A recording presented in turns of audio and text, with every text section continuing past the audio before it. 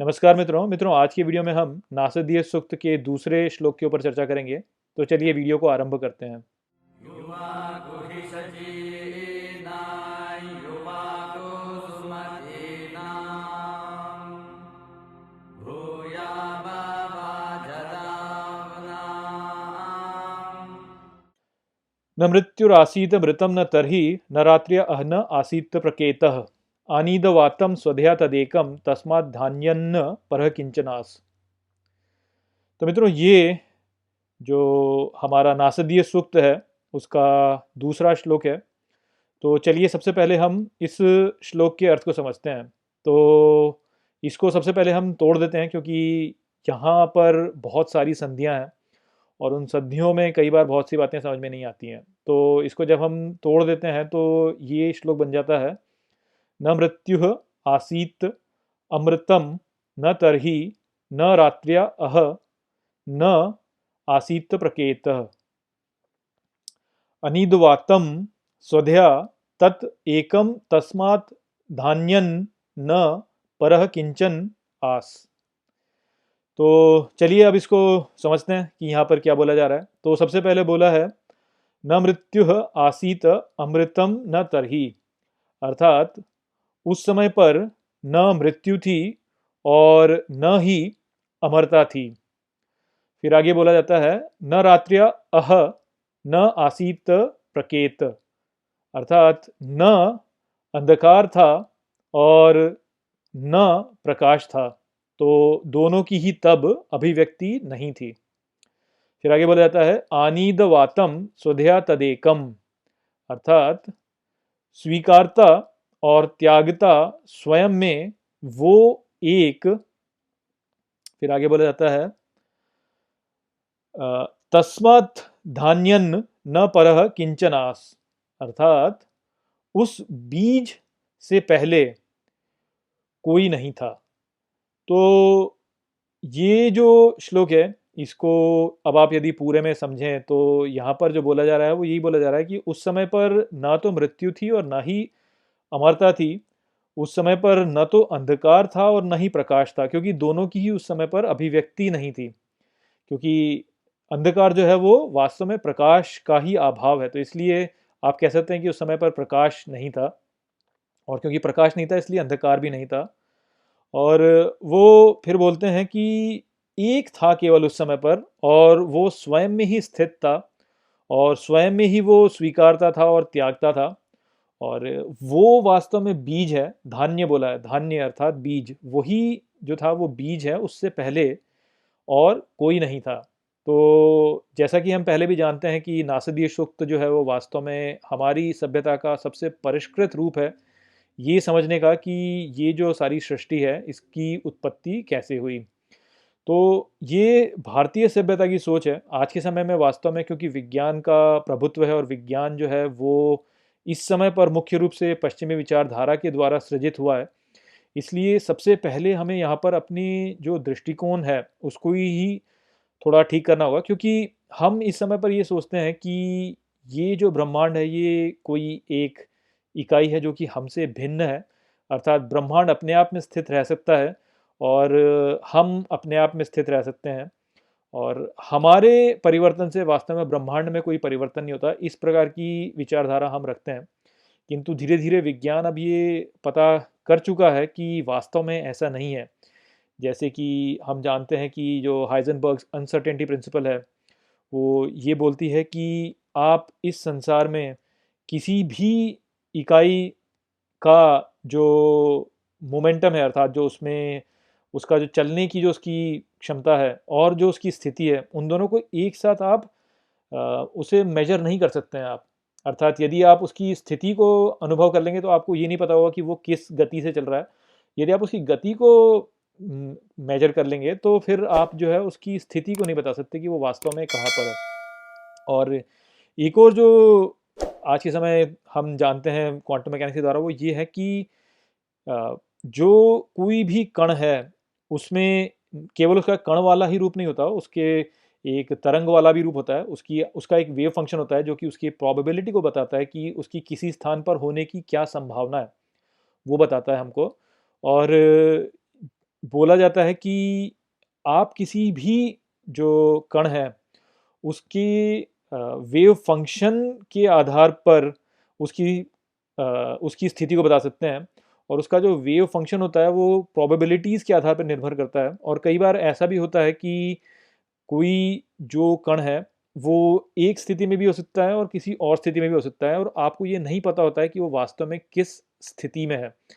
उसकी स्थिति का आपको पता नहीं होता। अर्थात जो मैं यहाँ पे कहना चाह रहा हूँ आपको मूल रूप से वो ये है कि कोई भी पदार्थ की जो अवस्था है वो इस पर निर्भर करती है कि किसी ने उसे उस अवस्था में देखा कि नहीं देखा।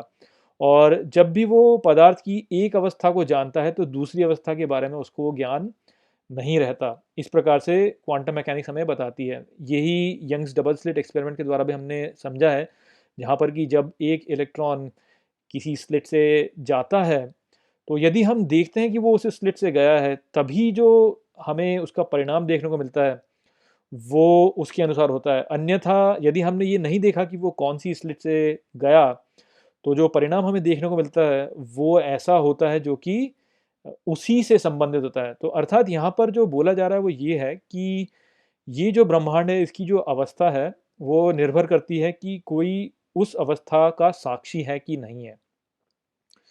अब जब भी कोई किसी पदार्थ की अवस्था का साक्षी हो जाता है तभी ज्ञान उत्पन्न होता है। अर्थात इस संसार में जितना भी ज्ञान है वो केवल वहीं तक सीमित है जहाँ तक कि किसी साक्षी को उसका पता है। और साक्षी यहाँ पर कौन है? साक्षी वो व्यक्ति है जो कि इस पूरे ब्रह्मांड को देख रहा है। तो यहाँ से हम जो समझते हैं वो ये समझते हैं कि इस ब्रह्मांड में जो भी कुछ प्रकट होता है वो साक्षी के द्वारा प्रकट होता है। ऐसा नहीं है कि इस संसार में जो भी कुछ है वो अपने आप में अस्तित्व में है। वो अपने आप में अस्तित्व में नहीं है, साक्षी के द्वारा वो अस्तित्व में आता है। तो ये जब आप समझ लेंगे तब आप इस श्लोक को अच्छे से समझ सकते हैं, क्योंकि वास्तविकता में हम यही सोचते हैं कि ब्रह्मांड कहीं बाहर है, वो अपने आप में स्थित है, और साक्षी जो है वो कहीं और है और वो अपने आप में स्थित है। और जो ब्रह्मांड की अवस्था है और जो साक्षी की अवस्था है वो एक दूसरे पर निर्भर नहीं करती। हम ऐसा सोचते हैं किंतु वास्तव में ऐसा है नहीं। वास्तव में होता ऐसा है कि साक्षी इस ब्रह्मांड को देखता है, तब ब्रह्मांड एक अवस्था में पहुंचता है। उस अवस्था को देख करके साक्षी में परिवर्तन होता है। साक्षी फिर कुछ और देखता है और फिर ब्रह्मांड में उस साक्षी के अनुसार परिवर्तन हो जाता है। और ऐसे ये ब्रह्मांड जो है वे ये आगे बढ़ता हुआ जा रहा है। अर्थात इस ब्रह्मांड का जो व्यक्त होना है वो साक्षी के द्वारा व्यक्त होता है। यदि साक्षी नहीं देखता है तो ब्रह्मांड व्यक्त भी नहीं होता, वो अव्यक्त अवस्था में चला जाता है। और यहाँ पे एक बात और ध्यान में रखिए, यदि सारे के सारे साक्षी अपने ज्ञान को खो देते हैं इस ब्रह्मांड के बारे में तो ब्रह्मांड पुनः अव्यक्त अवस्था में चला जाता है। अर्थात यदि आपने कुछ खाना खाया 10 वर्ष पहले, तो यदि सब के सब भूल गए हैं कि आपने वो खाना क्या खाया था, तो वो जो सूचना है जो आपने खाना खाया था वो इस संसार से अब नष्ट हो चुकी है। अर्थात आप ये कह सकते हैं कि अब आपने उस समय पर क्या खाया था वो एक अव्यक्त अवस्था में चला गया है।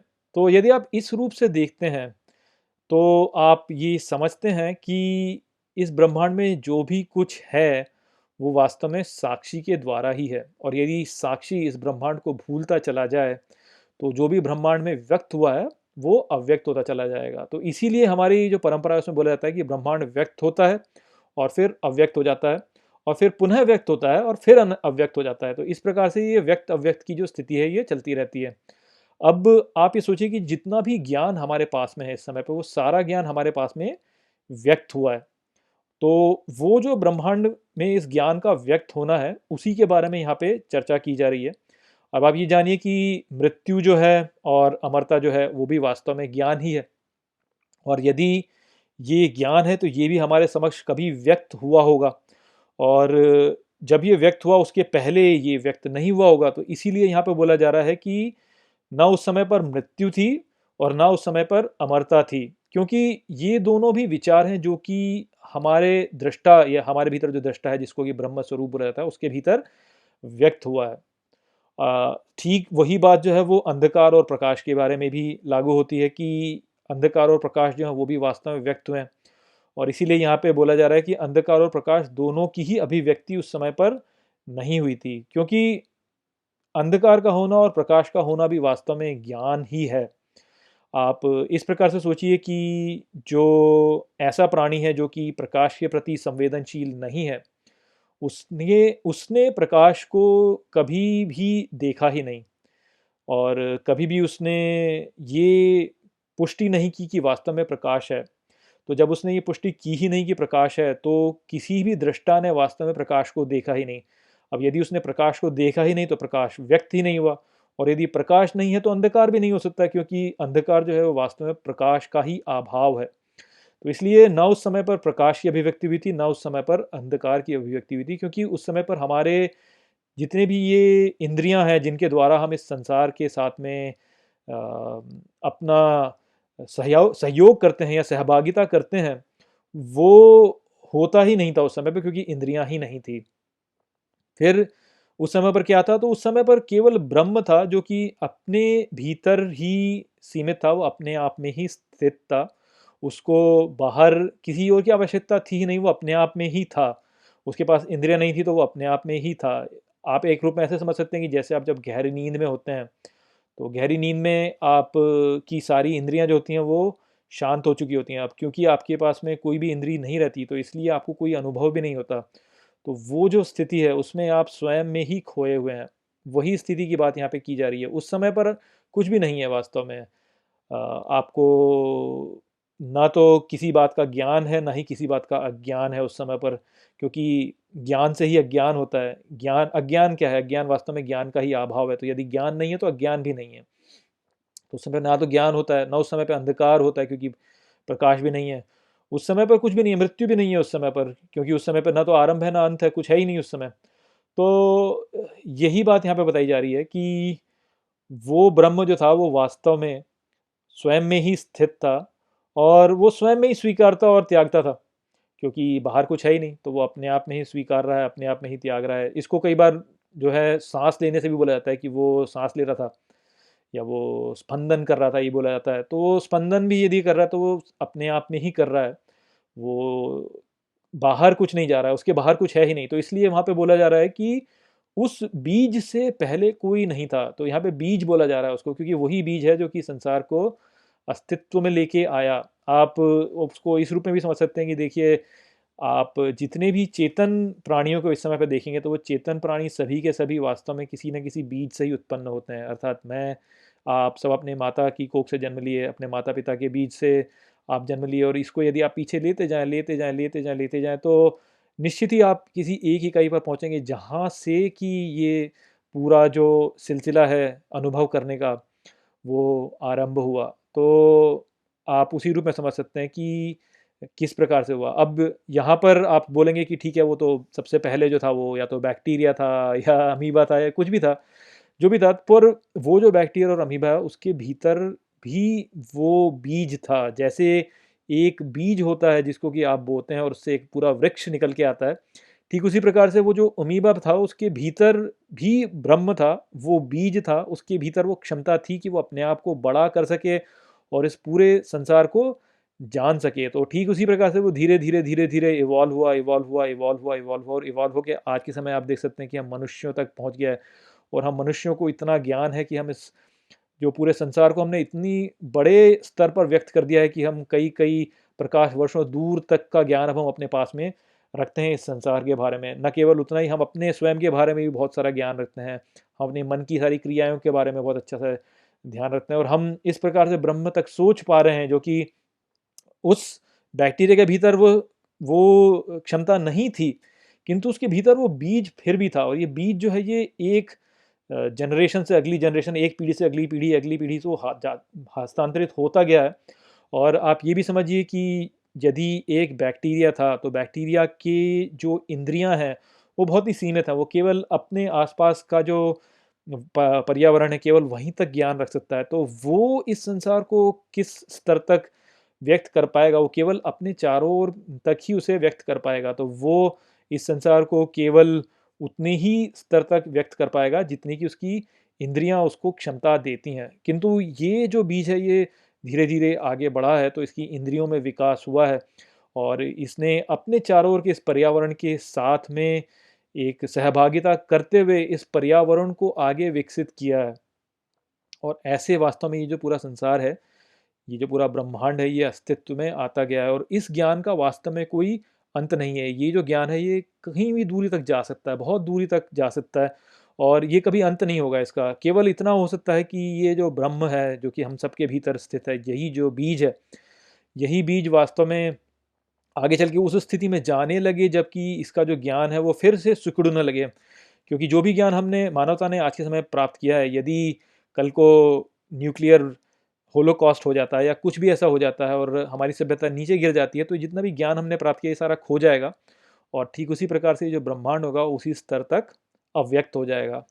और ये जो प्रोसेस है इसको इन्वोल्यूशन की प्रोसेस बोला है, जो कि स्वामी विवेकानंद भी बोलते हैं और श्री अरबिंदो भी बोलते हैं अपने जो उन्होंने भाष्य लिखे हैं उसमें। तो यही जो होगी ये प्रोसेस ऑफ इन्वोल्यूशन होगी, जिससे कि ब्रह्मांड जो है वापस अव्यक्त अवस्था में चलता चला जाएगा और पुनः अपनी स्थिति में पहुंचेगा और फिर वहाँ से फिर वो बढ़ेगा और ज्ञान को बढ़ाता चला जाएगा। तो ये बात है जो कि यहाँ पर इस श्लोक में समझाई जा रही है। आशा करता हूँ कि मैंने आपको ये जो श्लोक है अच्छे से समझा दिया होगा। यदि आपको कुछ भी प्रश्न है तो आप नीचे कमेंट करिए या फिर आप मेरे साथ में जुड़ सकते हैं इंस्टाग्राम पे या मेरे को ईमेल भी कर सकते हैं। तो ये जो विचार हैं बड़े ही गहरे विचार हैं परंतु बहुत ही रोचक विचार हैं। चलिए यहीं पे मैं इस वीडियो को समाप्त करता हूँ। नमस्ते।